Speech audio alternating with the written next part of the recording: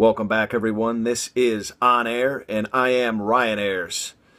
Well, college football world has been turned upside down once again the last couple of days. Today it was Ole Miss self-imposing some sanctions, losing scholarships because of basic overall cheating. We all knew pretty much over the last few years that Hugh Freeze was doing something to bring all that mega talent in.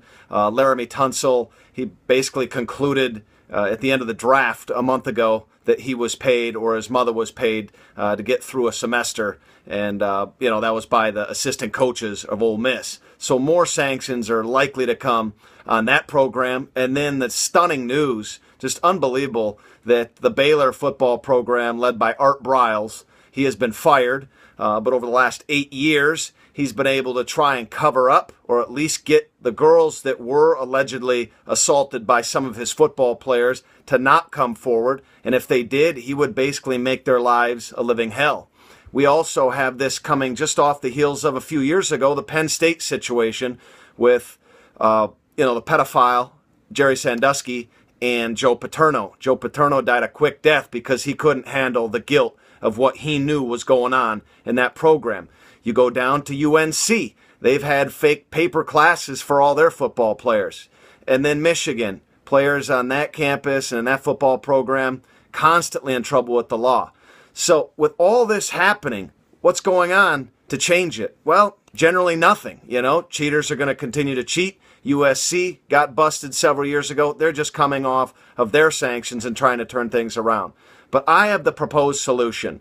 There needs to be two divisions in college football, the major Division I level. You need the compliant division and then the non-compliant division. So the compliant division would consist of the Dukes, Notre Dame, Stanfords, and Northwesterns of the world. They have nowhere to compete. What is their point in them getting up every single day and working their ass off to become the best they can be? It's not always about pride. That's not going to get it done. Meaningless bowl games for some of those programs, especially like Stanford, Notre Dame, also not going to get it done.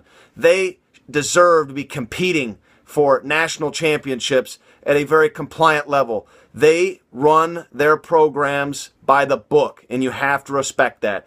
The other programs now that we're listing, from Baylor to UNC to Penn State to Ole Miss now today, they're not running their programs respectfully, and they're cheating. It's just that simple, and it needs to stop.